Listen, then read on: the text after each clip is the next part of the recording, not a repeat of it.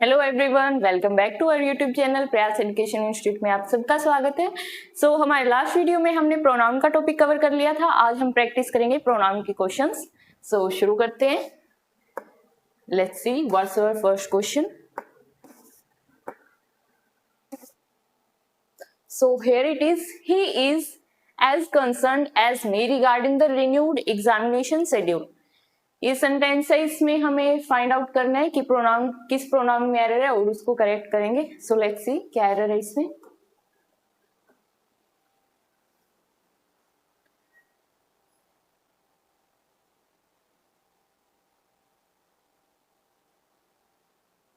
As we can see sentence में comparison किया जा रहा है। किस किस का कंपैरिजन किया जा रहा है? He is as concerned as me regarding the renewed examination schedule. He का कंपैरिजन किया जा रहा है, हमारे सब्जेक्ट का कंपैरिजन किया जा रहा है। किससे? मी से कंपैरिजन किया जा रहा है। कंपैरिजन हमने क्या देखा कि कंपैरिजन हम सेम लेवल के वर्ड्स में कर सकते हैं। जैसे सब्जेक्ट का कंपैरिजन हम सब्जेक्ट से करेंगे, ऑब्जेक्ट का कंपैरिजन ऑब्जेक्ट से करेंगे। ऐसा नहीं है कि हम सब्जेक्ट और ऑब्जेक्ट के बीच में हम ऐसे कंपैरिजन नहीं कर सकते हैं। ये जो हमारा सब्जेक्ट है, ये हमारे सब्जेक्टिव फॉर्म में है, सब्जेक्टिव फॉर्म में। इसको भी हमें सब्जेक्टिव फॉर्म में ही रखना पड़ेगा। मी की सब्जेक्टिव फॉर्म क्या होती है? I. Me is our objective form and I is our subjective form. इस सेंटेंस को करेक्ट करने के लिए हम मी को सब्जेक्टिव केस में चेंज कर देंगे ताकि हमारा कंपैरिजन सही तरीके से हो सके। The correct sentence will be he is as concerned as I regarding the renewed examination schedule. ये हमारा हो गया first sentence. The next one is Fred and George had bewitched their trunks to fly downstairs to save the bother of carrying them. Sentence में देखेंगे क्या error है।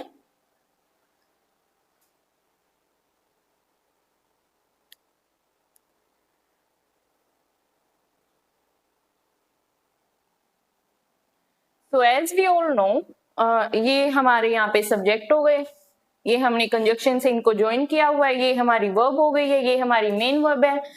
यहाँ तक सेंटेंस में कोई एरर नहीं दिख रहा है।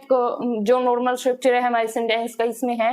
बट यहाँ पे जो आ रहा है देयर ट्रंक्स, ट्रंक्स हमारे यहाँ पे नाउन हो गया। बट जो हमारे यहाँ पे देयर है, ये देयर हम किसके लिए यूज करते हैं? देयर हम यूज करते हैं किसी चीज को पॉइंट आउट करने के लिए,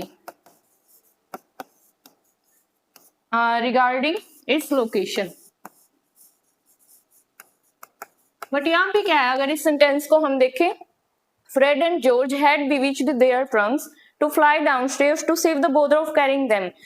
यहाँ पे सेंटेंस के अगर सेंस हम देखें तो ट्रंक्स की पोजीशन के बारे में बात करी जा रही है कि वो ट्रंक्स किससे बिलोंग कर रहे हैं? फ्रेड एंड जॉर्ज से बिलोंग कर रहे हैं, हमारे सब्जेक्ट से बिलोंग कर रहे हैं। सब्जेक्टिव के पॉजेसिव केस हमारा क्या होता है इसका?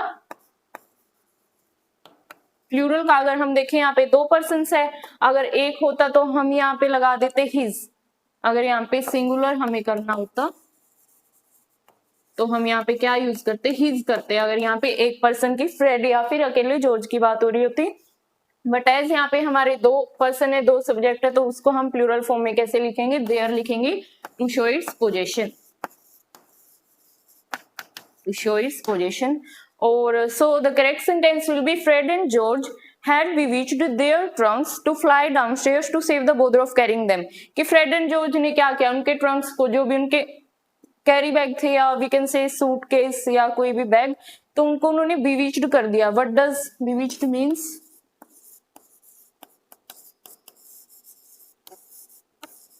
इसको हम बोल सकते हैं जादू करना, लाइक जो हम बोलते हैं नेक्रो, काला जादू टाइप। उन्होंने अपने ट्रंक्स पे जादू कर दिया। टू फ्लाई डाउनस्टेयर्स, कि वो खुद उड़ के नीचे चले जाएं और उन्हें उनको कैरी करके नीचे ना लेके जाना पड़े downstairs. It's our correct sentence. Possessive case तो हमने क्या देखा? हमारा पॉजेसिव केस देयर, पोजेशन को शो करने के लिए यूज करेंगे। Next one is you got dash checked by the doctor. इस सेंटेंस में देखेंगे it is okay sentence of reflexive pronoun का इसमें यूज होगा। लेट्स सी कौन सा प्रोनाउन इसमें हम यूज करेंगे, reflexive pronoun.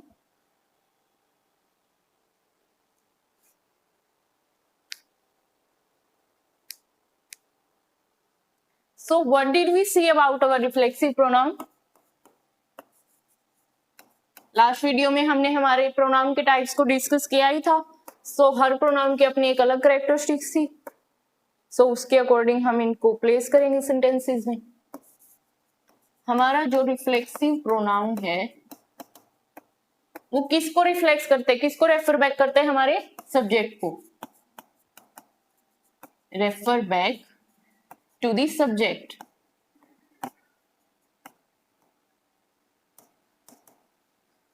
Refer back to the subject. So हमारे सेंटेंस का सब्जेक्ट कौन है यहाँ पे? You. You got dash check by the doctor. So कौन यहाँ पे एक्ट कर रहा है? कौन हमारी वर्ब का सब्जेक्ट है? ये हमारा सब्जेक्ट है यहाँ पे. तो ये हमारे यहाँ पे योर सेल्फ और हर सेल्फ जो दी हुई है ये रिफ्लेक्सिव प्रोनाउन की हमारी फॉर्म है. तो हम रिफ्लेक्सिव प्रोनाउन को किसके बेस पे हम प्लेस करेंगे, किसके अकॉर्डिंगली प्लेस करेंगे? हमारे सब्जेक्ट के अकॉर्डिंग. सो सब्जेक्ट हमारा क्या है? यू हमारा सब्जेक्ट है. सो यू का रिफ्लेक्सिव प्रोनाउन रिफ्लेक्सिव फॉर्म हमारी क्या होगी? Your self. सो यहाँ पे हम योर सेल्फ.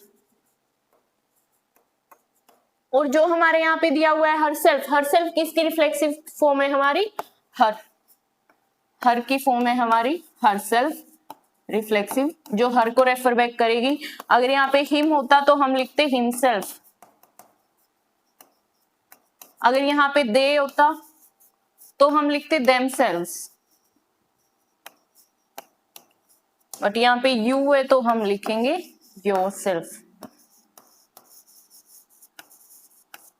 सो इस तरह से हम हमारे सब्जेक्ट के अकॉर्डिंगली हमारे रिफ्लेक्सिव प्रोनाउन को प्लेस करते हैं सेंटेंस में. So next sentence is dash must not boast of one's own success.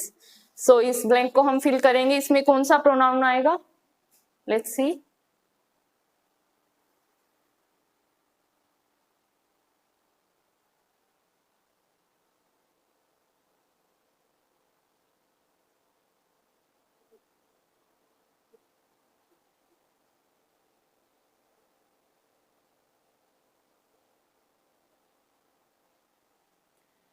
तो dash must not boast of one's own success. इसमें हम एक केस क्या देख सकते हैं? ये तो हमें यहाँ पे फिल इन करना है हमारा.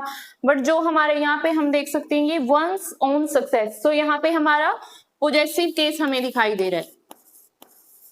पोजेसिव केस एज यहाँ पे सी एपोस्ट्रोफी एस यूज हुआ है. एपोस्ट्रोफी एस हम किस लिए यूज करते हैं? किसी भी पर्सन का पोजेशन शो करने के लिए. सो हमारे यहाँ पे पोजेसिव केस है प्रोनाउन का. सो इसके अकॉर्डिंगली हम हमारे सब्जेक्ट को प्लेस करेंगे यहाँ पे. So what will be the subject of ones? So one जो हमारा है वो इन अ जनरल सेंस बात करता है. इन अ जनरल सेंस किसी भी एक पार्टिकुलर सब्जेक्ट को ये पॉइंट आउट नहीं करता है. किसी पार्टिकुलर सब्जेक्ट की, किसी पार्टिकुलर नाउन की बात नहीं करता है. ये इन जनरल सेंस बात करता है कि so we will write here one. इसका हमारा सब्जेक्ट होगा one. One must not boast of one's own success, कि किसी को भी अपनी सफलता के डींगे नहीं हाँकनी चाहिए. सो हमारे यहाँ पे सब्जेक्ट किसके अकॉर्डिंग आ गया? हमारे पॉजिटिव केस के अकॉर्डिंग आ गया. जो वन हमारा है एक जनरल सेंस में यूज होता है सभी को रेफर करने के लिए. So next one is you care for him even more than for myself he cried bitterly. So इसमें देखेंगे हमारा क्या एरर है.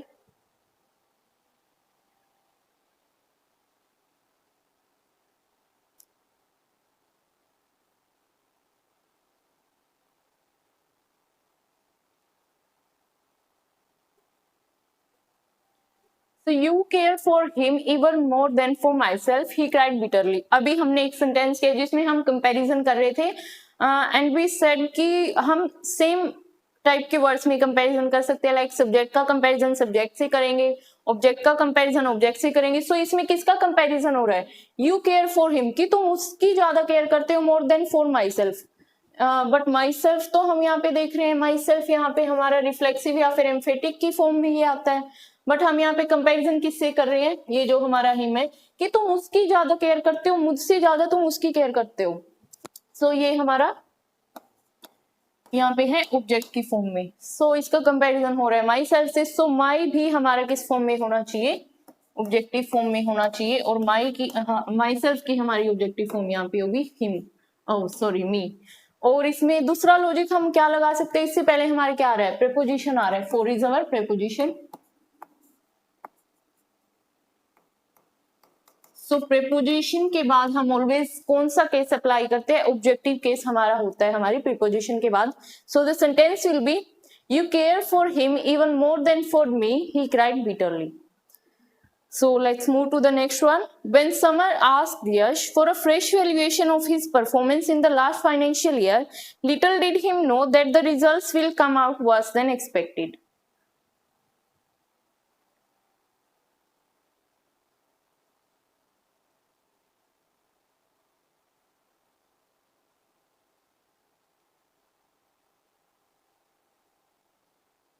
So इस सेंटेंस में हम क्या देख रहे हैं? When Samar asked Yash for a fresh valuation of his performance in the last financial year. So यहाँ पे एक हमारा प्रोनाउन आ रहा है, ये आ रहा है his performance, बट ये सही है क्योंकि ये पॉजेसिव केस हमारे यहाँ पे है, his का पॉजेसिव केस है ये. his परफॉर्मेंस, उसकी परफॉर्मेंस की बात हो रही है. किसकी परफॉर्मेंस की? समर की परफॉर्मेंस की यहाँ पे बात हो रही है. सो ये पॉजेसिव केस हमारे यहाँ पे सही है. In the last financial year, little did him know, little did him know. See यहाँ पे हमारी ये क्या आ रही है? हमारी वर्ब आ रही है. और वर्ब से जस्ट पहले हमारा कौन सा केस आता है? ऑब्जेक्टिव या सब्जेक्टिव? हमने सेंटेंस का एक हमारा कॉमन स्ट्रक्चर पढ़ा था, subject plus verb plus object. So see इसमें वर्ब कहाँ आ रही है? वर्ब से पहले सब्जेक्ट आ रहा है, ऑब्जेक्ट आ रहा है. वर्ब से पहले ऑलवेज हमारे क्या आएगा? सब्जेक्टिव फॉर्म हमारी आएगी.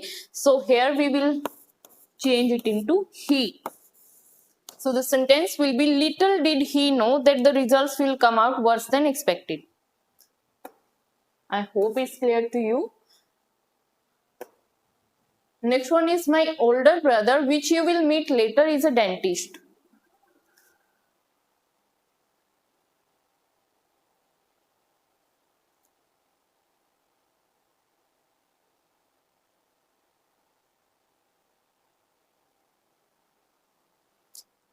तो इसमें हम क्या देखते हैं? इस सेंटेंस में हमारा आ रहा है रिलेटिव प्रोनाउन का कॉन्सेप्ट आ रहा है, माई ओल्डर ब्रदर. ओके, माई यहाँ पे आ रहा है एक प्रोनाउन हमारा, but it's the correct one, क्योंकि ये हमारा अगेन क्या है? ये हमारा पोजेशन के केस में आ रहा है, पोजेसिव. माई ओल्डर ब्रदर, मेरा बड़ा भाई. ओके, ये हमारा करेक्ट है, पोजेशन को शो कर रहा है. Which you will meet later is a dentist. So here is our relative pronoun. So let's see ये यहाँ पे सही है या नहीं है, और we have to change it. So relative pronoun हमारे मोस्ट कॉमनली यूज कौन से होते हैं? हु, whom, which और that. सो हु हमारा किसके लिए यूज होता है? हु हमारा सब्जेक्ट के लिए यूज होता है, whom हमारा ऑब्जेक्ट के लिए यूज होता है, और which हमारा किसके लिए यूज होगा? कोई भी हमारी नॉन लिविंग थिंग है या फिर कोई भी अदर ऑब्जेक्ट है. और that हमारा किस केस में यूज होगा? that हमारा पर्सन के केस में भी यूज हो सकता है और ऑब्जेक्ट के केस में भी यूज हो सकता है. that के कुछ कॉमन यूज है, इसके कुछ मींस स्पेसिफिक रूल्स है, वो हम डिस्कस करेंगे आगे जब भी सेंटेंस में इसका यूज आएगा. But let's see this one, which you will meet later is a dentist. तो यहाँ पे आई थिंक ये यूज हुआ है. ओल्डर ब्रदर के लिए विच यूज हुआ है, बट ओल्डर ब्रदर क्या है? ओल्डर ब्रदर कोई थिंग तो नहीं है, कोई ऑब्जेक्ट तो नहीं है, he is a person. So person के लिए हम कौन सा प्रोनाउन यूज करेंगे? हु यहाँ पे हम यूज करेंगे. और ये हु किसका सब्जेक्ट बनेगा? किस वर्ब का सब्जेक्ट बनेगा? Who is a dentist. इस वर्ब के लिए सब्जेक्ट यहाँ पे लगाया गया है. So the sentence will be, my older brother who you will meet later is a dentist. So ये रूल्स ओके, हम नोट डाउन करते चलेंगे साथ साथ में, आगे फर्दर सेंटेंसिंग में भी ये यूज होंगे हमारे. So let's see the next one. After a long gap we went shopping last Sunday and bought that we wanted. Okay, इसमें फिर से आ गया है हमारे रिलेटिव प्रोनाउन. अब हम दैट के यूज इस पे बात करेंगे. लेट्स सी इसमें एरर कहाँ पे है.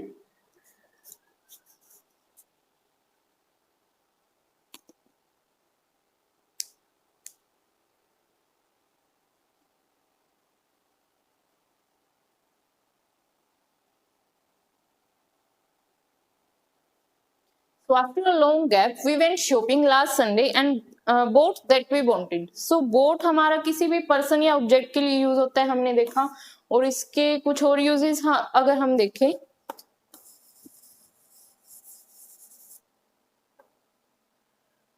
so that हमारा किन केसेस में यूज होगा?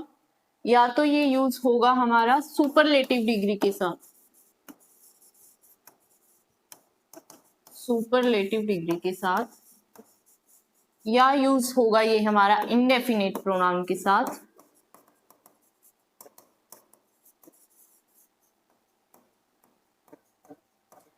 या फिर ये यूज होगा हमारा mixed antecedent.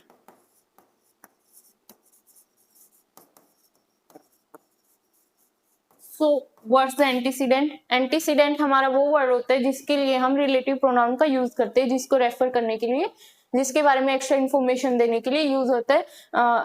Let's see in this sentence, my older brother who you will meet later. So यहाँ पे हु किसके लिए यूज हुआ था? हमारा ओल्डर ब्रदर के लिए यूज हुआ था। सो ओल्डर ब्रदर हमारे यहाँ पे क्या था? Antecedent. So what does it mean mixed antecedent? Mixed antecedent mean हम किसी पर्सन को भी ले रहे हैं साथ में, किसी पर्सन को भी ले रहे हैं साथ में, और किसी भी एनिमल को या कोई भी ऑब्जेक्ट के साथ में बात की जा रही है, तो उनके लिए हम दोनों के लिए कॉमनली क्या यूज करेंगे? दैट यूज करेंगे हम। और कुछ और वर्ड्स होते हैं like the few, only, some, none, etcetera. तो कुछ हमारे ऐसे वर्ड्स है सुपरलेटिव डिग्री हमारे, जैसे आ गई कोई भी ग्रेट आ गया हमारा, द ग्रेट,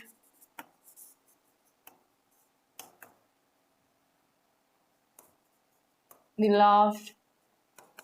सो इनके साथ हम हमारे इंडेफिनिट प्रोनाउन है, जैसे हमारे somebody, anybody, no one, none, either, neither। सो ये हमारे इंडेफिनिट प्रोनाउन, उनको रेफर करने के लिए भी हम हमारे रिलेटिव प्रोनाउन का यूज करेंगे, दैट का यूज करेंगे, मिक्स्ड एंटीसीडेंट में यूज करेंगे।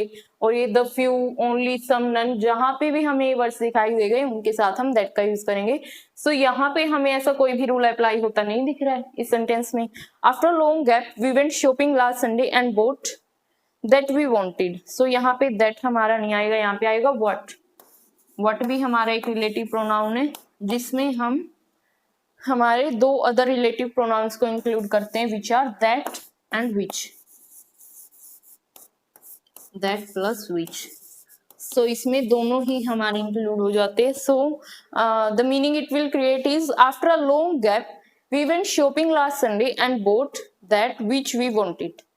सो यहाँ पे हम दैट की जगह पे व्हाट यूज करेंगे, यहाँ पे व्हाट आ जाएगा हमारा। Let's move to the next one. Take dash of these two apples.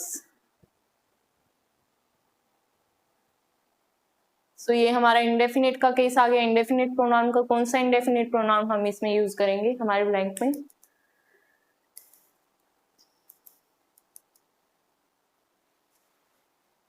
Take dash of this two apples. So two के लिए हम क्या यूज करते हैं? अगर हमारा टू आ रहा है पॉजिटिव सेंस में, टू अगर हमारा आ रहा है पॉजिटिव सेंस में, तो उसके लिए हम वर्ड जो यूज करेंगे आइदर, जब हम चॉइस की बात कर रहे हैं। और अगर टू हमारा आ रहा है नेगेटिव सेंस में, तो उसके लिए हम वर्ड यूज करेंगे दैट इज नाइदर। और अगर हमारा दो से ज्यादा की बात हो रही है चॉइस में, मोर देन टू, तो उसमें हम बोलेंगे विच। सो इसमें कौन सा केस बन रहा है? Take dash of this two apples, take either, take either of this two apples. Next one is the horse has hurt, the horse has hurt. Okay, let's see. इसमें सब्जेक्ट भी है, verb है, हमारी helping verb है, object नहीं है। सो हम यहाँ पे कौन सा प्रोनाउन प्लेस करेंगे?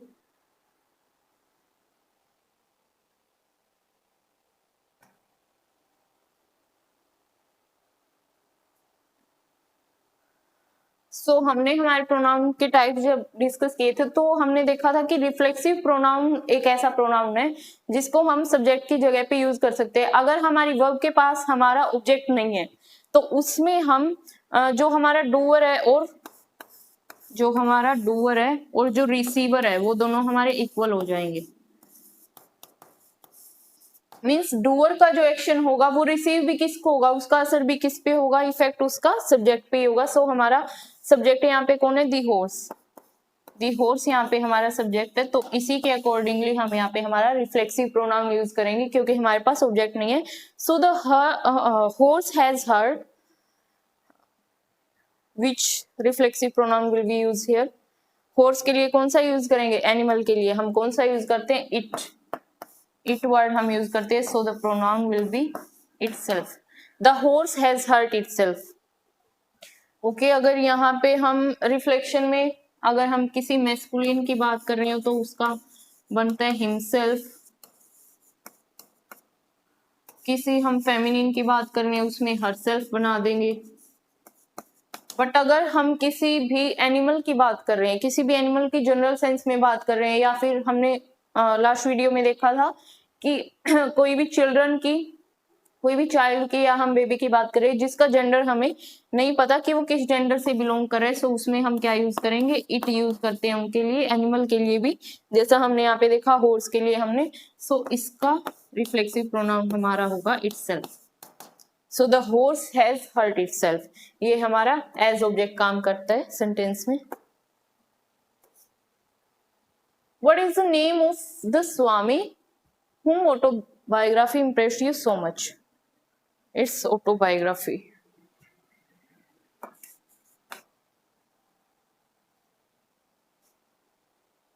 So यहाँ पे भी हमारा पोजेसिव का केस बन रहा है।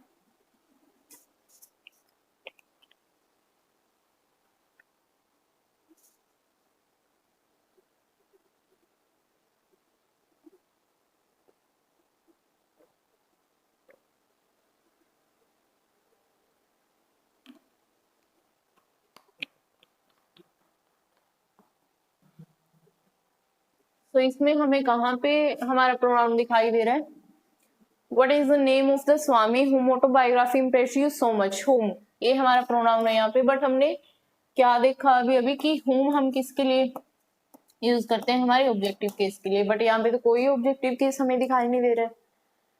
सो यहाँ पे केस बनेगा पोजेसिव का, whose autobiography impressed you so much, कि वो कौन से स्वामी है जिनके ऑटोबायोग्राफी से आप इंप्रेस हुए। सो जिसकी ऑटोबायोग्राफी, यहाँ पे हमारा पोजेशन का केस बनेगा। और पोजेशन में हम कौन सा वर्ड यूज करते हैं to show possession, whose। So the sentence will be, what is the name of the Swami whose autobiography impressed you so much? So next sentence is, it's always a beautiful day in my neighborhood.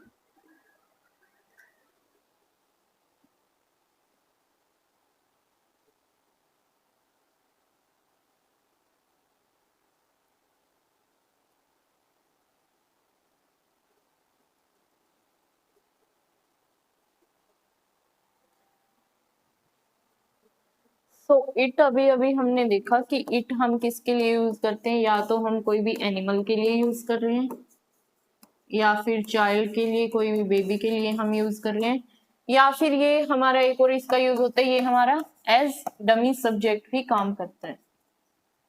Dummy subject, इसको हम देखेंगे आगे कोई example आएगा तो। सो यहाँ पे हमें कौन सा केस दिखाई दे रहा है, इट्स। सो इट हमारा ये हो गया सब्जेक्टिव केस, इसका इट्स होता है ये पोजेसिव केस।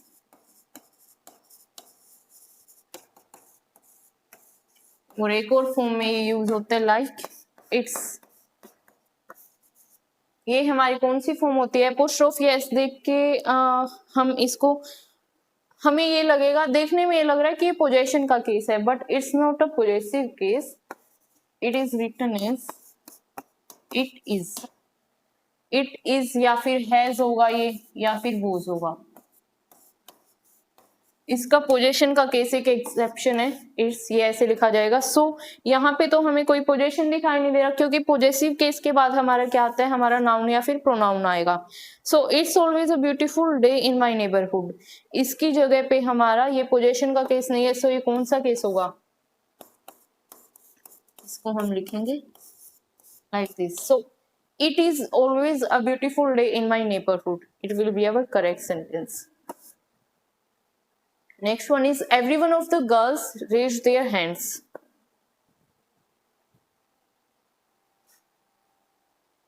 सो इसमें हमारा आ गया इंडेफिनिट प्रोनाउन।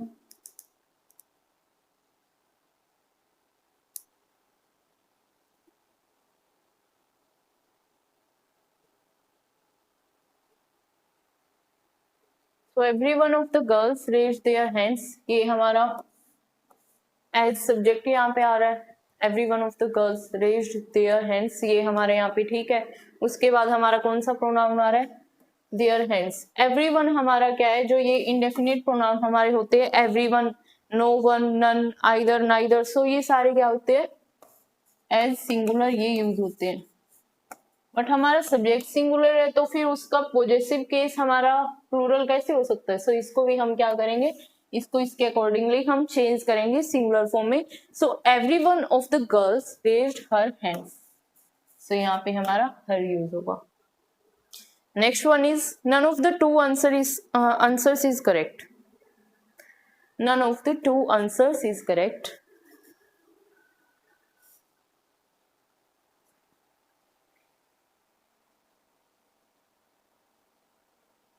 सो जस्ट हमने अभी क्या देखा था, हम चॉइस के लिए वर्ड्स का यूज करते हैं। अगर टू के बिटवीन हम चॉइस कर रहे हैं, सो हम पॉजिटिव सेंस में आइदर का यूज करेंगे और नेगेटिव सेंस में नाइदर का यूज करेंगे।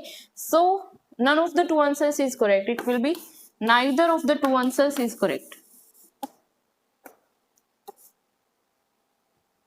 Next is nobody cannot die hungry if they work hard.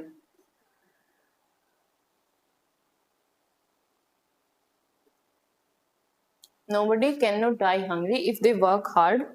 So यहाँ पे हमारा ये इंडेफिनिट प्रोनाउन हो गया अगेन, ये अपने आप में एक नेगेटिव सेंस हमें देता है। Nobody cannot die hungry if they work hard.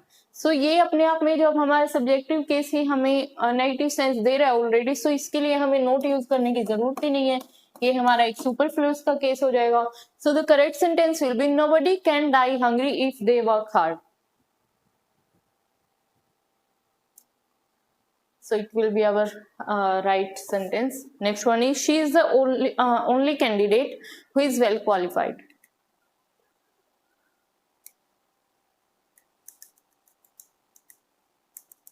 So इस सेंटेंस में हम देखेंगे एक हमारा प्रोनाउन आ रहा है she, जो हमारा है केस पर्सनल प्रोनाउन का, बट ये यहाँ पे अपनी जगह पे ठीक है। she is the only candidate who is well qualified, एक हमारा ये यहाँ पे आ रहा है रिलेटिव प्रोनाउन। सो सी हमने किया था कि हम हमारे किसी भी पर्सन को रिलेट करने के लिए हु का यूज करेंगे सब्जेक्टिव केस को। सो यहाँ पे हु तो आ रहा है, सो इज इट राइट और रॉन्ग हियर। बट हमने एक और रूल किया था जो हमने दैट के केस में डिस्कस किया था कि कुछ वर्ड्स अगर हमें सेंटेंस में दिखाई देंगे, सो उसके साथ हम स्पेसिफिकली दैट का ही यूज करेंगे, किसी और रिलेटिव प्रोनाउन का यूज नहीं करेंगे। So here is only, only भी एक ऐसा वर्ड है जिसके साथ हम दैट हमारा प्रोनाउन यूज करते हैं। So the correct one will be she is the only candidate that is well qualified. Call who can do this, ये भी हमारा इंडेफिनिट का केस आ गया।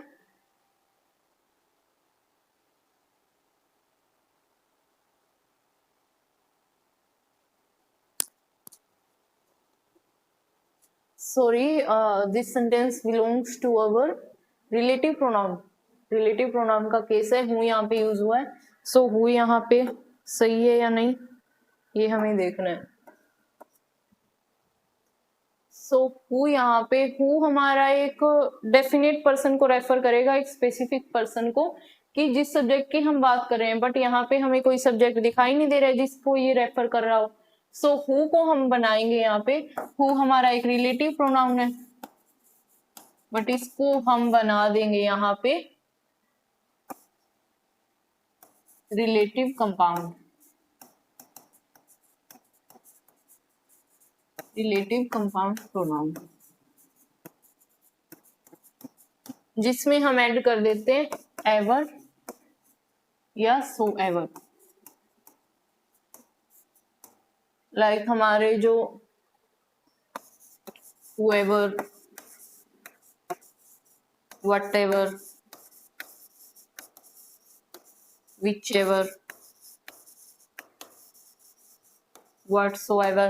सो जब हमारे रिलेटिव प्रोनाउन में हम एवर ऐड कर देते हैं सो क्या बन जाता है, रिलेटिव कंपाउंड प्रोनाउन हमारा बन जाता है, जो हम उस केस में यूज करेंगे जब हमारे पास सब्जेक्ट डेफिनेट नहीं है, हमें नहीं पता कि हमारा रिलेटिव प्रोनाउन किस सब्जेक्ट को या फिर हमारे किस प्रोनाउन को रेफर कर रहा है। So call who can do this, it will be call whoever can do this, call whoever can do this. So next one is you can take dash, you can use। so इन तीनों में से हमारा कौन सा pronoun use होगा, relative pronoun.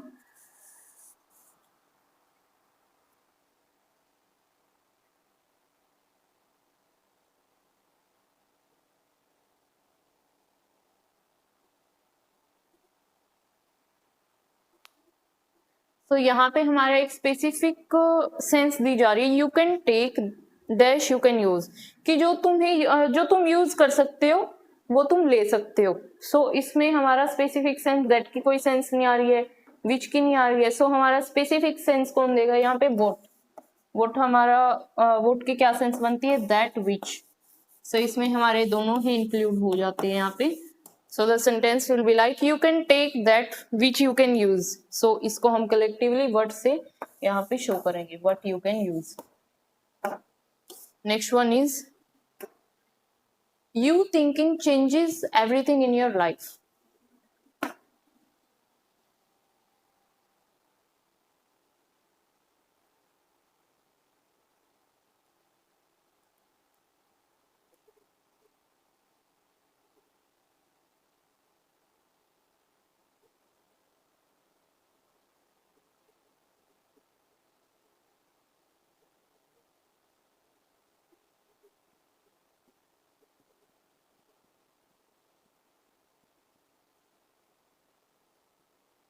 तो यहाँ पे you thinking changes everything in your life, यहाँ पे हमें हमारे दो केस दिखाई दे रहे हैं, एक हमारा यू है, एक हमारे यहाँ पे योर लाइफ।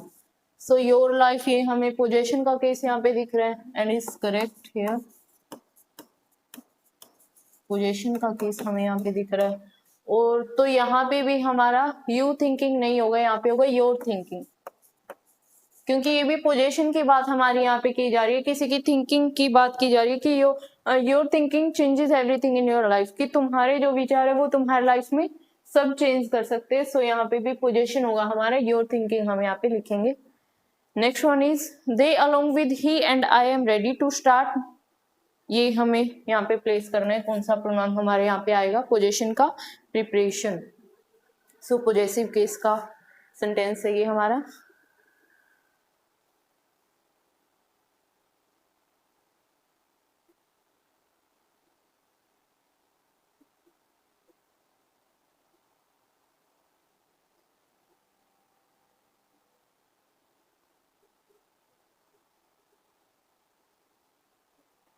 तो ये हमें ऑप्शंस दिए हुए हैं, इसमें हम किस को अकॉर्डिंग कैसे प्लेस करेंगे।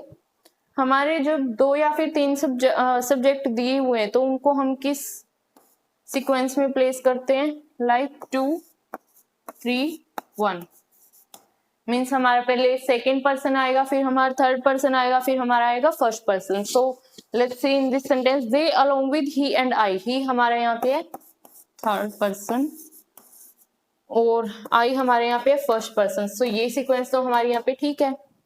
एम रेडी, एम यहाँ पे आई के अकॉर्डिंगली यूज हुआ, am ready to start dash preparation. So हमारे यहाँ पे पोजीशन किसके अकॉर्डिंग हम प्लेस करेंगे, सो पोजीशन हमारा इस सीक्वेंस में लिया जाता है। पहले हम देखेंगे अगर उसमें सेंटेंस में फर्स्ट पर्सन हमारा है तो फर्स्ट पर्सन के अकॉर्डिंग हम हमारा पोजीशन का केस लेंगे। First person like I, second is you अगर है सेंटेंस में तो यू के अकॉर्डिंग लेंगे, आई के बाद यू को प्रेफरेंस देंगे। थर्ड केस अगर हमारा है एट द लास्ट ही या शी के अकॉर्डिंग हम इसको हमारी पोजीशन को लिखेंगे, ही या फिर शी। सो यहाँ पे अगर हम सेंटेंस में देखें तो फर्स्ट पर्सन हमारा प्रेजेंट है, सो फर्स्ट पर्सन के अकॉर्डिंग हमारे यहाँ पे कौन सा आएगा, माई। माई यहाँ पे हमारा फर्स्ट पर्सन का पॉजेसिव केस है, but my is singular.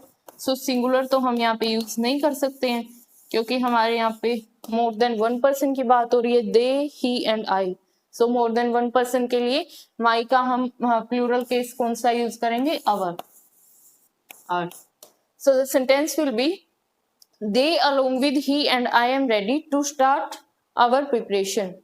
Okay, इसमें दिया ही हुआ है our, so ये हमारा करेक्ट होगा, our preparation.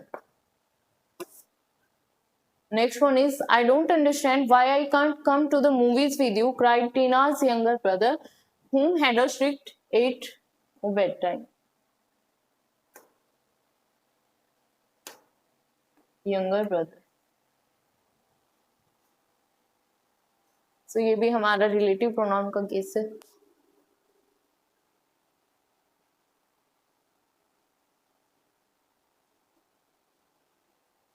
So I don't understand why I can't come to the movies with you, cried Tina's younger brother, whom had a strict 8 bedtime. 8 o'clock का bed time है उसका. सो whom यहाँ पे किसके लिए यूज हो रहा है, हमारा यंगर ब्रदर के लिए यूज हो रहा है, इसको ये रेफर बैक कर रहा है हमारा. सो यहाँ पे हम देख रहे हैं वर्ब है. सो वर्ब से पहले हमारा कौन सा केस आता है, वर्ब से पहले हमारा सब्जेक्टिव केस आता है, बट ये हमारे यहाँ पे दिया हुआ है ऑब्जेक्टिव केस. सो इसको हम रिप्लेस करेंगे with who had a strict 8 of bed time. So ये हमारा होगा यहाँ पे रिलेटिव प्रोनाउन हु का यूज करेंगे.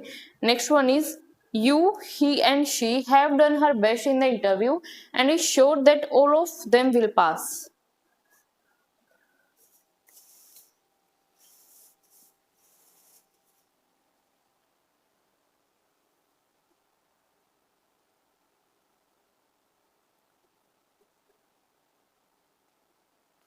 So ऐसा एक सेंटेंस हमने अभी किया है. किस सीक्वेंस में हम प्लेस करते हैं, 2 3 1. सो यहाँ पे हम देख सकते हैं पहले हमारा सेकंड पर्सन आ रहा है, फिर हमारा थर्ड पर्सन आ रहा है. सो ये सीक्वेंस तो हमारी ठीक है. Have done her best in the interview and is sure all of them will pass. Them भी हमारे यहाँ पे सही है अकॉर्डिंगली, क्योंकि हमारे यहाँ पे 3 पर्सन्स की प्लूरल की बात हो रही है. बट यहाँ पे जो हर है इसको हम देखेंगे क्या ये सही है यहाँ पे या नहीं. सो हर बेस्ट, ये अगेन हमारे यहाँ पे पोजेशन का केस बन रहा है, बट पोजेशन हम किसके अकॉर्डिंग देखते हैं. अगर सेंटेंस में हमारा फर्स्ट पर्सन है, अगर यहाँ पे आई होता तो आई के अकॉर्डिंग हम यहाँ पे हमारा पोजेसिव केस प्लेस करते, बट हमारे यहाँ पे आज सेकंड पर्सन है. सो हम यहाँ पे सेकंड पर्सन को देखेंगे. सो यू हमारा है यहाँ पे, यू हमारे यहाँ पे आज सब्जेक्टिव केस यूज हो रहा है, इसका पोजेसिव केस हमारा होगा यो. सो हर की जगह हम यहाँ पे प्लेस करेंगे यो. So the sentence will be, you, he and she have done your best in the interview and is sure that all of them will pass. The applicant being a householder, he is entitled to vote.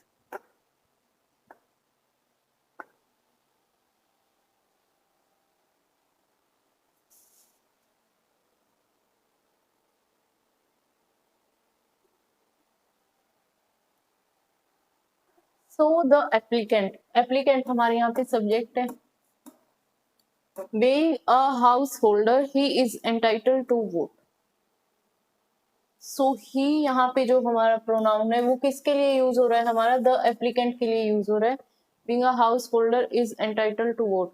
But he हमारे यहाँ पे क्या होगा, एक superfluous हमारा ये word है यहाँ पे. सो इसको यूज करने की हमें जरूरत नहीं है, क्योंकि ये जो सेंटेंस है, ये जो हमारी क्लोज है, ये भी अगेन हमारी किसके लिए यूज हो रही है, ये द एप्लीकेंट को ही रेफर कर रही है. So the applicant being a house holder is entitled to vote. He को हमारी यूज की यहाँ पे जरूरत नहीं है. So the next one is, the policeman standing beside the doctor is a very old friend of me. Possession का case आ गया अगेन. इसमें हमें एक ही प्रोनाउन दिखाई दे रहा है सेंटेंस में. सो इसकी यूज को हम यहाँ पे जस्टिफाई करेंगे. The policeman standing beside the doctor, doctor के बिसाइड, डॉक्टर के साइड में जो खड़ा है पुलिसमैन, वो क्या है, is a very old friend of me. So यहाँ पे पोजेशन का केस है हमारा. सो मी की जगह हम क्या यूज करेंगे, यहाँ पे माइन यूज करेंगे. Is an old friend of mine. Of को हम पोजेशन शो करने के लिए भी यूज करते हैं, we have discussed it. So यहाँ पे माइन हम हमारा पोजेसिव केस यूज करेंगे. Next is, who is the woman who Stacy recommended for the position. Relative pronoun.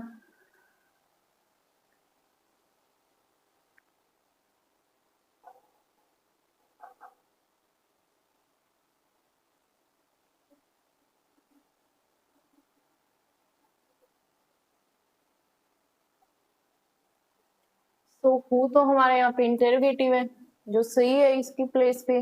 यहाँ पे जो हमारा आ रहा है हु, ये हमारा रिलेटिव का केस है। सो लेट्स सी इसका यूज यहाँ पे सही है या फिर इसको हम चेंज करेंगे। Who is the women who Stacy recommended for the position. So यहाँ पे जो वर्ब से पहले हम ऑब्जेक्टिव केस यूज करते हैं और हु हमारा ऑब्जेक्ट के लिए सब्जेक्ट के लिए यूज होता है हु हमारा। सो यहाँ पे जो हमारी वर्ब है उसको उसका सब्जेक्ट तो मिल रहा है, स्टेसी इसका सब्जेक्ट है। So Stacy recommended for the position. So यहाँ पे हमारा सब्जेक्टिव ना होके ऑब्जेक्टिव केस होगा। अगर ऑब्जेक्टिव केस हमारा क्या होगा हूँ। अगर हमें ऐसे समझ में ना आए तो हम सेंटेंस से रिवर्स क्वेश्चनिंग कर सकते हैं, like Stacy recommended whom for the position. So Stacy recommended, the answer will be Stacy recommended. So जो भी हमारा आंसर होगा Riya, Priya, Siya, any one, so वो हमारा किस प्लेस पे आएगा, यहाँ पे हमारे ऑब्जेक्ट के प्लेस पे आएगा। सो उसके लिए हम रिलेटिव प्रोनाउन भी कैसा यूज करेंगे, ऑब्जेक्टिव ही यूज करेंगे, which is whom। So the sentence will be who is the woman whom Stacy recommended for the position. Next is this is the novel which I was searching since a long time. Relative pronoun again.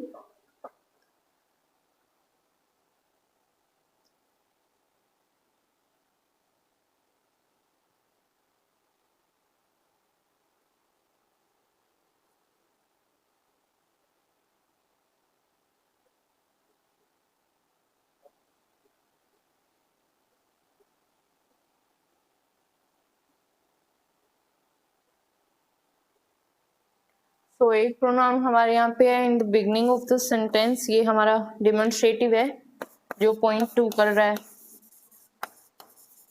Demonstrative ये सही है अपने place पे। This is the novel, novel के लिए use हो रहा है, नोवेल को पॉइंट टू कर रहा है, नोवेल की पोजीशन के बारे में बता रहा है। This is the novel which I was searching since a long time. Which, so which को हमें यहाँ पे जस्टिफाई करना है। सो विच यूज होता है हमारा कोई भी ऑब्जेक्ट के लिए या कोई भी थिंग के लिए, बट यहाँ पे क्या है, यहाँ पे एक स्पेसिफिक केस है। दिस इज द नोवेल, एक स्पेसिफिक नोवेल को, पार्टिकुलर नोवेल को यहाँ पे पॉइंट टू किया जा रहा है। सो यहाँ पे विच की जगह क्या यूज होगा, दैट यूज होगा हमारा। So the sentence will be this is the novel that I was searching since a long time. So किसी भी पार्टिकुलर थिंग को एड्रेस करने के लिए हम किसका यूज करेंगे, दैट प्रोनाउन का यूज करेंगे। Next is the five brothers are at daggers drawn, so they feel it below their dignity to talk to each other.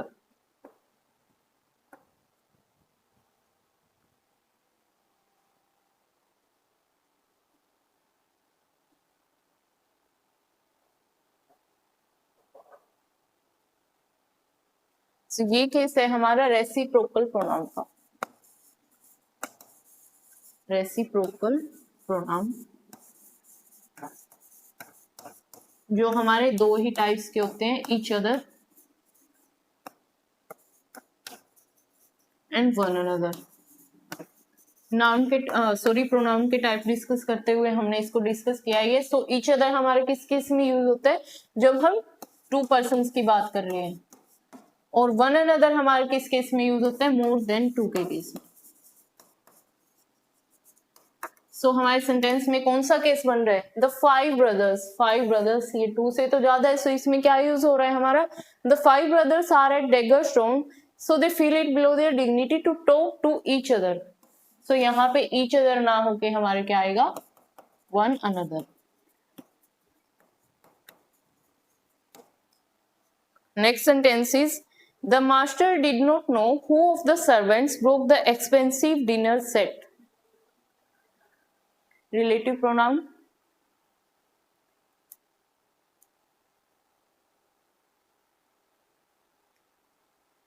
So sentence हमारा क्या बोल रहा है, the master did not know, कि master को नहीं पता था who of the servants broke the expensive dinner set. So ये आई थिंक यहाँ पे चॉइस की बात कर रहे हैं, who of the servants broke the expensive dinner set, कि बहुत सारे सर्वेंट्स है मास्टर के, बट मास्टर को नहीं पता कि उन सब सर्वेंट्स में से किसने एक्सपेंसिव डिनर सेट के उसको ब्रोक किया था। सो यहाँ पे चॉइस की बात हो रही है, बट हु तो हमारा एक नॉर्मल रिलेटिव प्रोनाउन है जो हमारे सब्जेक्टिव केस को रेफर करता है। सो यहाँ पे ये चॉइस के लिए तो यूज नहीं हो सकता। चॉइस के लिए हमने कौन से वर्ड्स देखे थे, आइदर, नाइदर या फिर विच। सो ये दोनों हमारे टू के केस में यूज होते हैं। बट यहाँ पे सर्वेंट्स की जो काउंट है वो हमें नहीं पता, टू सर्वेंट्स है या मोर देन टू है। सो इसके लिए हम क्या यूज करेंगे, विच यूज करेंगे। So the sentence will be, the master did not know which of the servants broke the expensive dinner set. Next is, every teacher and every student of this school is determined to do their best for the benefit of all.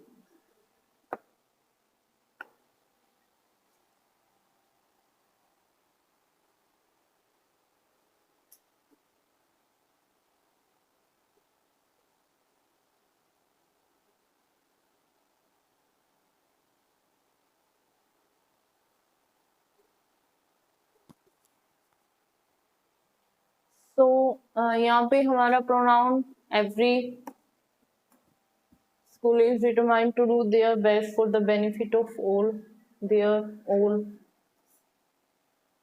ये भी हमारा indefinite है, ये भी हमारे indefinite pronoun है। So every teacher and every student, ये हमारे इंडेफिनिट प्रोनाउन है और सिंगुलर है दोनों, इंडेफिनिट एंड सिंगुलर।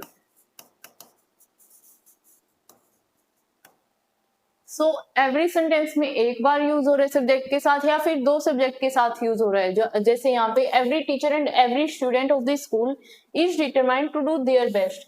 सो ये अगर एक बार यूज हो रहा है या फिर दो बार यूज हो रहा है, बट ये सेंस किसकी देगा, ये सिंगुलर की ही सेंस देगा, ये सिंगुलर ही रहेगा अपने यूज में। So determined to do their best, यहाँ पे जो हमारा पोजीशन का केस आ रहा है, ये प्लूरल कैसे हो सकता है जब हमारे सब्जेक्ट सिंगुलर की सेंस दे रहे हैं। सो इसको हम इसके अकॉर्डिंगली चेंज करेंगे। सो his best, there को हम चेंज करेंगे his में। So the sentence will be, every teacher and every student of this school is determined to do his best for the benefit of all. Next one is, the 63rd edition of the Grammys was historic for the Beyonce, which is now the female artist with the most trophies. Relative pronoun का case again.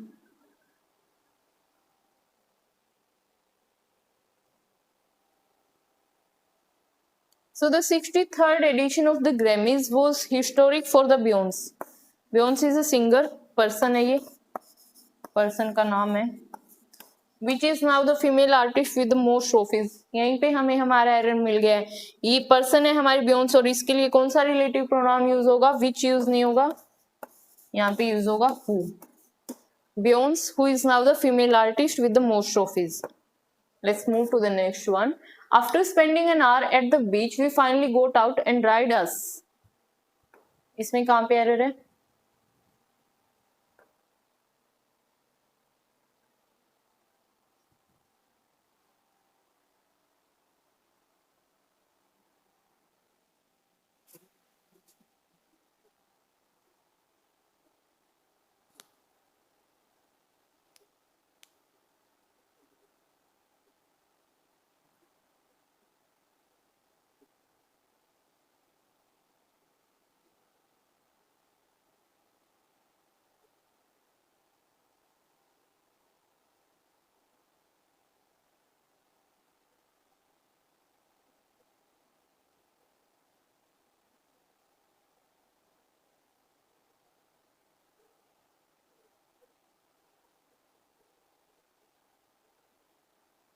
After spending an hour at the beach, we finally got out and dried us. So एक हमारे यहाँ पे आ रहा है pronoun we आ रहा है।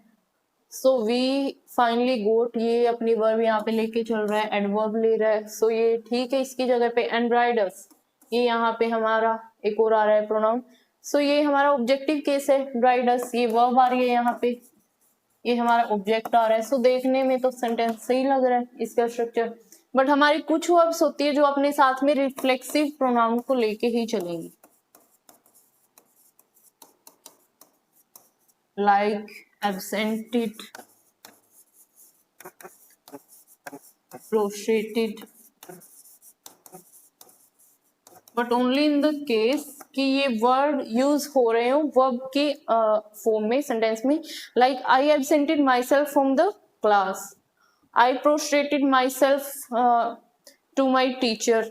प्रोस्ट्रेटेड होता है प्रणाम करना या फिर दंडवत हम बोल सकते हैं, दंडवत प्रणाम करना। सो ड्राइव भी हमारी यहाँ पे एक ऐसी वर्ब है, सो ये अपने साथ क्या लेगी, यहाँ पे रिफ्लेक्सिव प्रोनाउन लेगी। अस का रिफ्लेक्सिव क्या होगा, ourselves.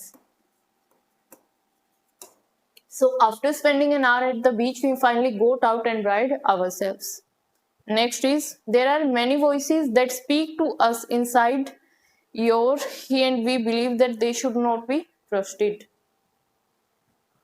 There are many voices that speak to us inside your. इस सेंटेंस में कुछ mistake I think, sentence complete नहीं है ये, सो इसको बाद में डिस्कस करेंगे। Next one is, the kids screamed in delight as they chased each other. The kids हमारे यहाँ पे सब्जेक्ट है, वर्ब आ गई, they chased each other. Okay, kids के अकॉर्डिंगली हमने यहाँ पे they भी यूज कर लिया प्लूरल, chased each other हमारा रेसिप्रोकल का केस आ गया। सी ये यहाँ पे सही है और we have to change it.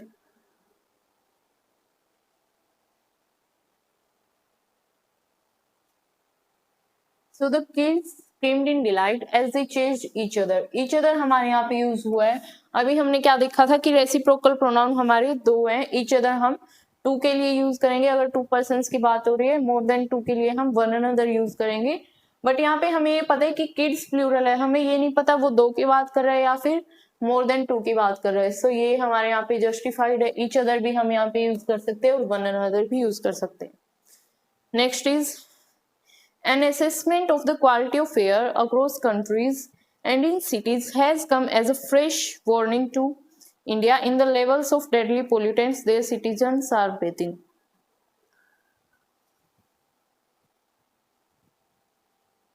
एक ही प्रोनाउन हमारा इसमें है, सो इसी को हमें देखना है, इज इट राइट और रॉन्ग।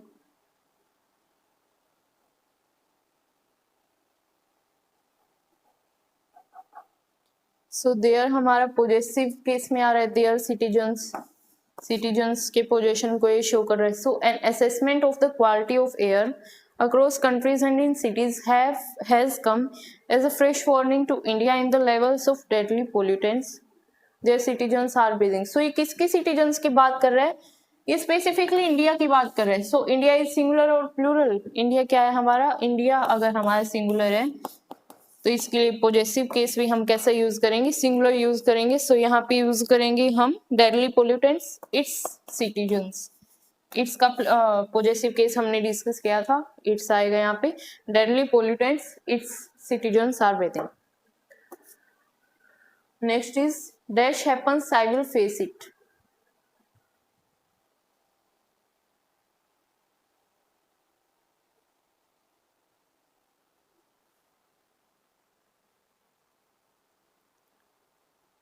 सो यहाँ पे हम रिफ्लेक्सिव प्रोनाउन हमारा प्लेस करेंगे, dash happens I will face it, कि जो भी होता है, सेंस दे रहे जो भी होता है मैं उसको फेस करूंगा, मैं उसका सामना करूंगा। सो यहाँ पे हम अगर वर्ड लिखें,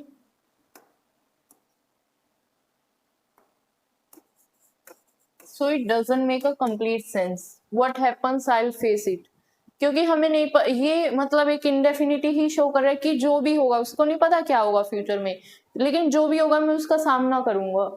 सो ये एक इंडेफिनिट सेंस हमारी दे रहा है। तो रिफ्लेक्सिव को हम हमारे कंपाउंड में चेंज करके अगर हम यहाँ पे लिखेंगे लाइक व्हाटएवर या फिर व्हाटसोएवर,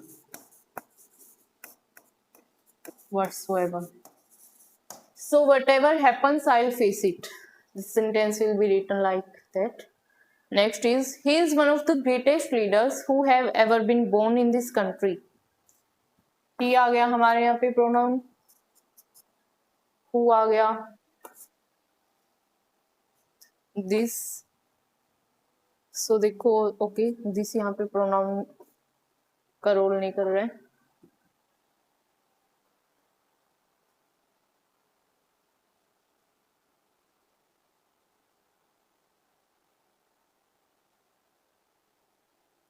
सो ही यहाँ पे हमारे सब्जेक्टिव केस में आ रहा है. It is right here. He is one of the greatest leaders who have ever been born in this country. So who यहाँ पे सही भी है एक तरीके से, क्योंकि हम who पर्सन के लिए हमारे सब्जेक्ट के लिए यूज करते हैं और ये यहाँ पे ही के लिए यूज हो रहा है. बट हमने एक रूल किया था कि जहां पे भी हमें सुपरलेटिव डिग्री दिखे, सो सुपरलेटिव के लिए हम कौन सा हमारा रिलेटिव प्रोनाउन यूज करते हैं, that is that. So that को हम यूज करते हैं सुपरलेटिव के लिए. So the sentence will be he is one of the greatest leaders that have ever been born in this country. Next is, here is the list of agenda. We want to discuss it in our organization monthly meeting. So ये दो sentence है, इनको हम किससे connect करेंगे, relative pronoun से connect करेंगे. सो कैसे कनेक्ट करेंगे इन्हें, कौन से प्रोनाउन का हम यूज करेंगे.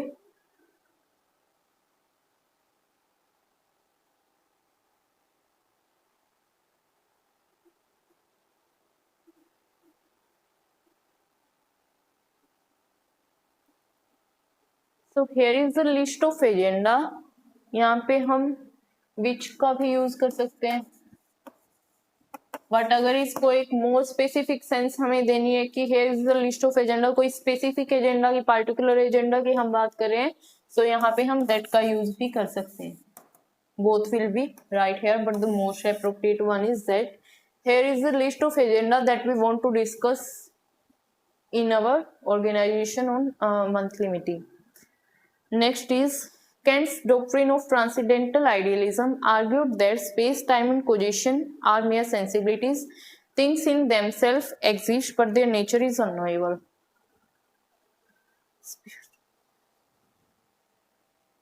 Themselves.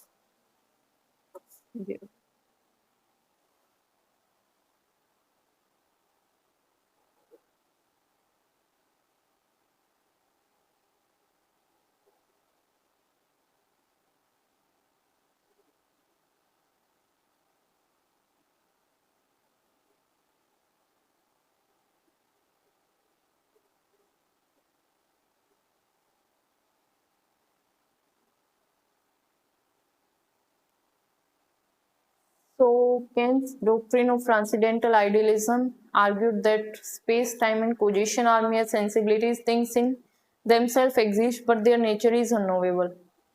ये यहाँ पे पोजीशन को शो कर रहा है.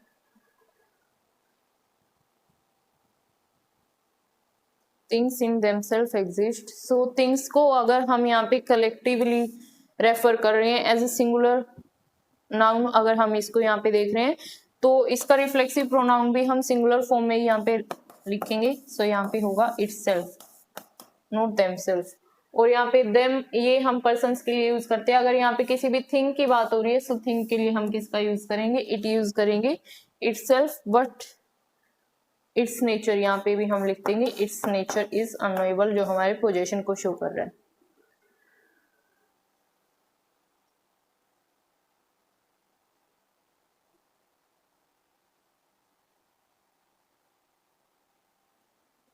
Next one is,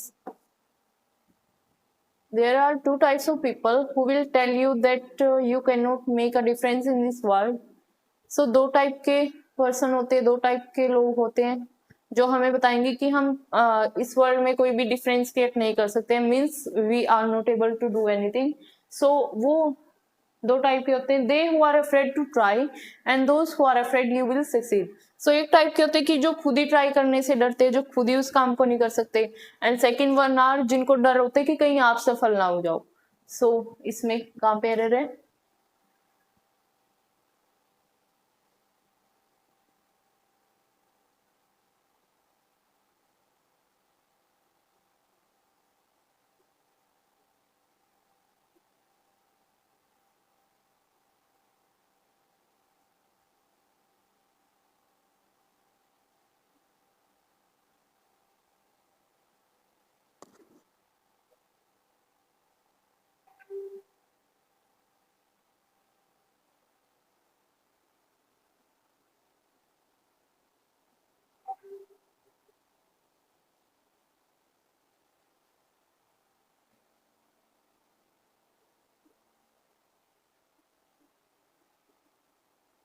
So there are two types of people who will tell you that you cannot make a difference in this world. They are who are afraid to try and those who are afraid you will succeed.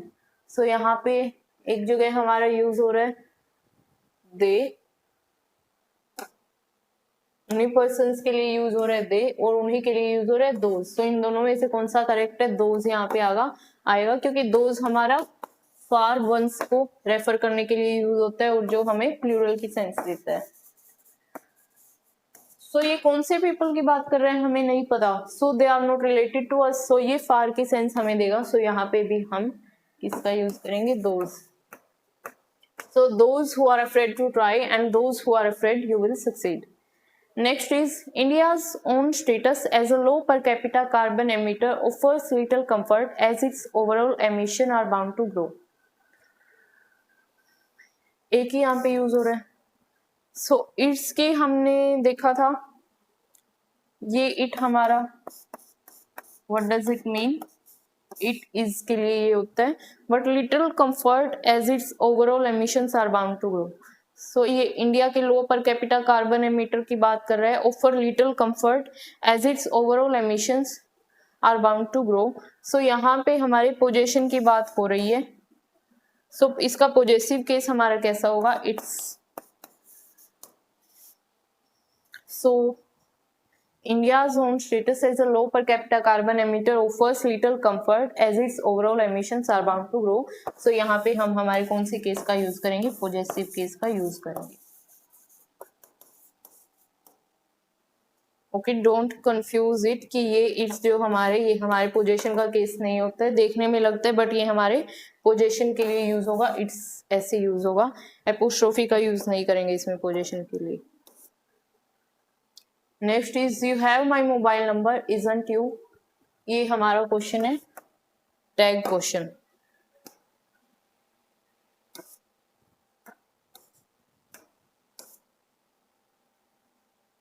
Tag question है ये हमारा.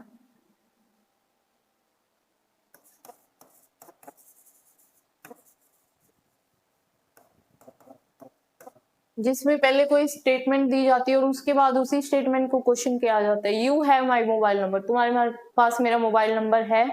पहले ये बोल रहा है उसको affirmative sentence हमारा आ रहा है. फिर ये उसी चीज को क्वेश्चन करेगा क्या है तुम्हारे पास. सो सी इसमें हमारी वर्ब पहले यूज हुई है. यू हैव हमारे पोजीशन के लिए यूज होता है. हमने देखा था you have my mobile number. तुम्हारे पास मेरा मोबाइल नंबर है. Isn't you. सो ये हमारा यहाँ पे अगर हमारी पोजीशन की वर्ब यहाँ पे आ रही है हमारी जो यहाँ पे वर्ब है. सो अगर अफर्मेटिव में ये हमारा अफर्मेटिव सेंटेंस है, पॉजिटिव सेंटेंस है. सो इसको क्वेश्चन करने के लिए जब हम इंटेरोगेटिव सेंटेंस हमारा बना रहे हैं तो उसमें भी हमें सेम वर्ब की जरूरत पड़ेगी. उसमें हम वर्ब को चेंज नहीं कर सकते. सो यहाँ पे इज जो हमारी वर्ब आ रही है इज ना होके यहाँ पे हम लिखेंगे haven't you. Haven't you. So इसको हम ऐसे बनाएंगे. जो हमारी वर्ब हमारे अफर्मेटिव में यूज हो रही है वही हम क्वेश्चन टैग बनाने के लिए हमारे इंटरोगेटिव सेंटेंस में यूज करेंगे.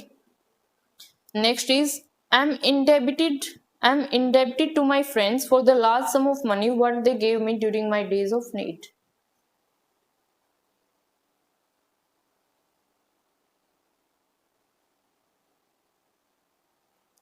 सो आई हमारे यहाँ पे यूज हो रहा है subjective case.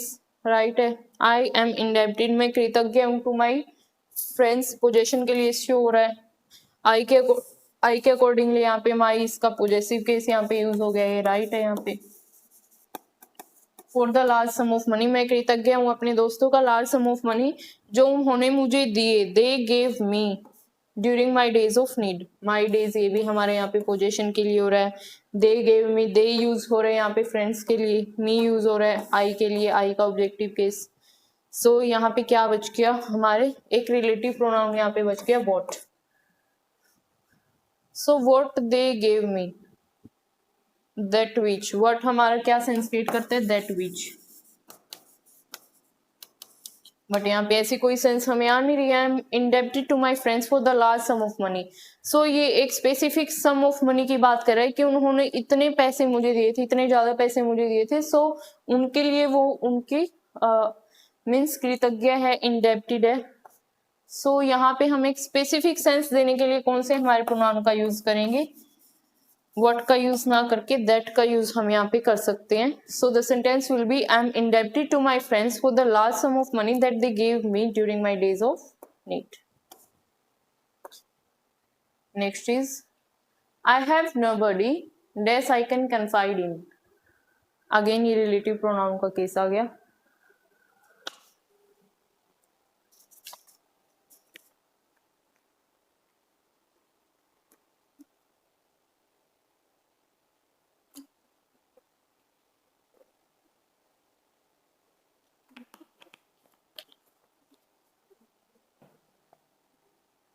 I have nobody dash I can confide in. I यहाँ पे सब्जेक्टिव केस है, इसके पास वर्ब है अपनी। नोबडी हमारा इंडेफिनिट प्रोनाउन हो गया यहाँ पे। आई भी हमारा पर्सनल प्रोनाउन, इसके पास भी इसकी वर्ब है यहाँ पे, model verb. What does confide mean? Confide means believe. Confide means believe. तो मेरे पास ऐसा कोई भी नहीं है जिसको मैं विश्वास कर सकूं, who I can confide in. So जो इसका आंसर होगा, अगर हम रिवर्स क्वेश्चनिंग करें सेंटेंस से, I can confide in, what will be the answer? I can confide in. So जो भी हमारा आंसर होगा, जिस भी पर्सन का नेम होगा, सो वो किस प्लेस पे हमारा आएगा? यहाँ पे ऑब्जेक्टिव प्लेस पे आएगा। सो हमें हमारे ऑब्जेक्टिव केस के लिए यहाँ पे रिलेटिव प्रोनाउन की जरूरत है। सो हमारे ऑब्जेक्टिव केस का रिलेटिव प्रोनाउन कौन सा होता है? So the sentence will be, I have nobody whom I can confide in. Next is, although I was exhausted from the long day at work, me still managed to finish my work before the deadline.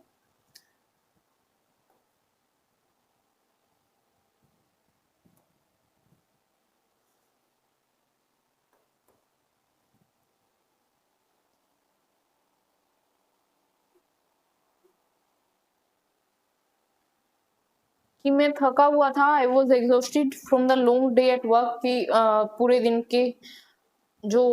दिन के काम से थका हुआ था, but मैंने फिर भी मैनेज किया अपने काम, मतलब डेडलाइन से पहले खत्म किया। सो यहाँ पे अगर हम देखें, आई हमारा सब्जेक्टिव केस यूज हो रहा है, वर्ब है इसके पास, exhausted from the long day at work, me still manage. यहाँ पे हमारी क्या आ रही है? वर्ब आ रही है। और यहाँ पे हमारा प्रोनाउन कौन सा केस है? ये हमारा ऑब्जेक्टिव केस है। सो वर्ब से पहले हमारा कौन सा केस आता है? सब्जेक्टिव केस आता है। सो मी का सब्जेक्टिव केस हमारा क्या होगा? I. So the sentence will be, although I was exhausted from the long day at work, I still manage to finish my work before the deadline. Next one is, eat all dash you like. Relative pronoun, eat all that you like, ये भी हमारा indefinite से belong करता है।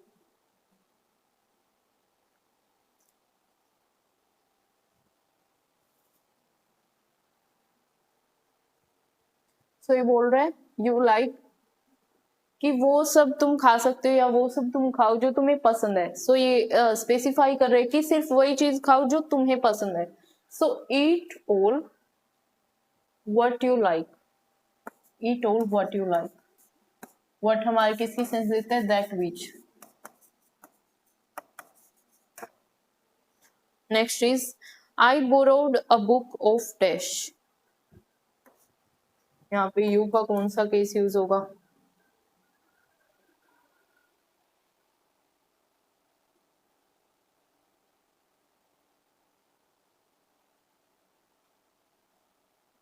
सो I borrowed a book of, you अगर हम यहाँ पे लिखें, सो यू का सब्जेक्टिव और ऑब्जेक्टिव केस दोनों सिमिलर होते हैं। यू सब्जेक्टिव फॉर्म में भी यू ही रहेगा और ऑब्जेक्टिव फॉर्म में भी यू ही रहेगा। बट यहाँ पे क्या हमें सेंस आ रही है? I borrowed a book of you. So यहाँ पे पोजेशन का केस है कि वो बुक जो मैंने बोरो की है, जो मैंने ली है, वो बुक किसकी है? तुम्हारी बुक मैंने ली है। सो यहाँ पे पोजेशन का केस आ रहा है। सो यू का पोजेसिव केस हमारा क्या होता है? Your. I borrowed a book of your. Next is there was not a person dash wept not on hearing such a shocking news.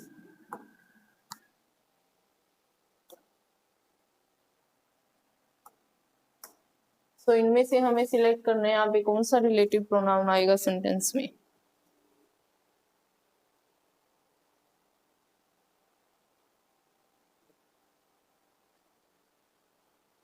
So there was not a person dash wept not on hearing such a shocking news.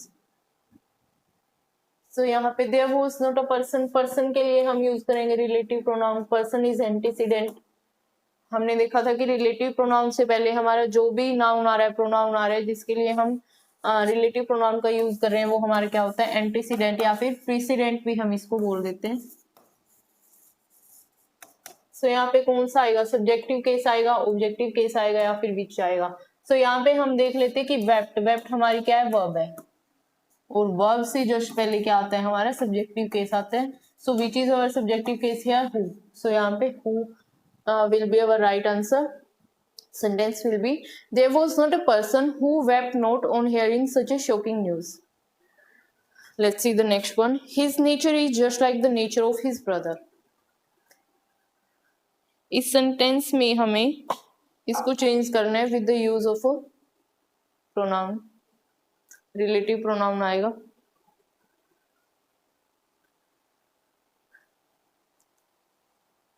So his हमारे यहाँ पे आ रहा है, यहाँ पे भी his nature ये possession हमारे शो कर रहा है. हिज ब्रदर ये भी पोजेशन शो कर रहा है. So his nature is just like the nature of his brother. इस सेंटेंस को हम कैसे ट्रांसफॉर्म कर सकते हैं, हिज नेचर इज लाइक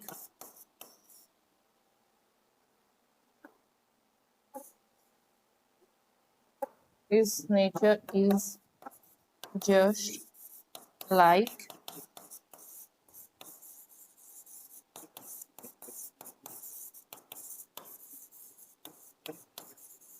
तो सेंटेंस को हम ट्रांसफॉर्म करेंगे with the help of a relative pronoun. His nature is just like that of his brother. So like just like that of his brother. Okay, इसको हम again use करने की बजाय the nature की जगह हम क्या यूज कर देंगे, दैट से रिलेट कर देंगे सेंटेंस को. His nature is just like that of his brother. So दोनों सेंटेंसेस का सेम हमारा मीनिंग होगा यहाँ पे. Next is everyone will be able to do this if they tries. Everyone.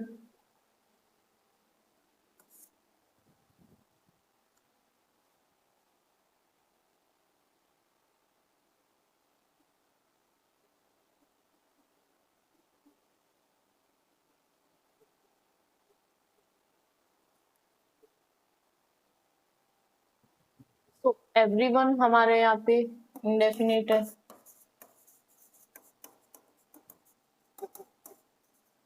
They tries, दे हमारे यहाँ पे सब्जेक्टिव आ रहा है, personal pronoun.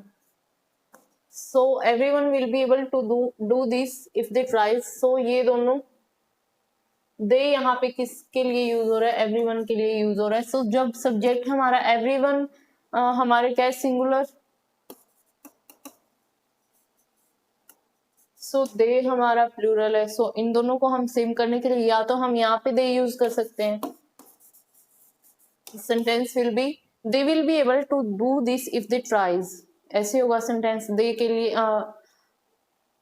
They will be able to do this if they tries.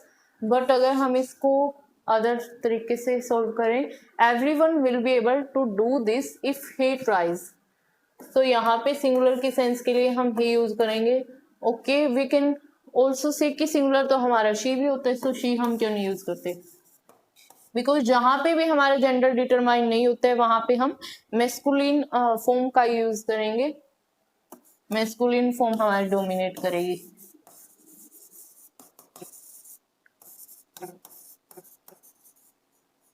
सो जहां पे भी हमारा जेंडर इनडिटरमाइंड हो वहां पे हम मेस्कुलिन फॉर्म का यूज करेंगे, ही का यूज करेंगे. So the sentence will be everyone will be able to do this if he tries. So हमारे एवरीवन के अकॉर्डिंगली हम यहाँ पे ही को प्लेस कर देंगे. ये दोनों हो जाएंगे हमारे सिंगुलर.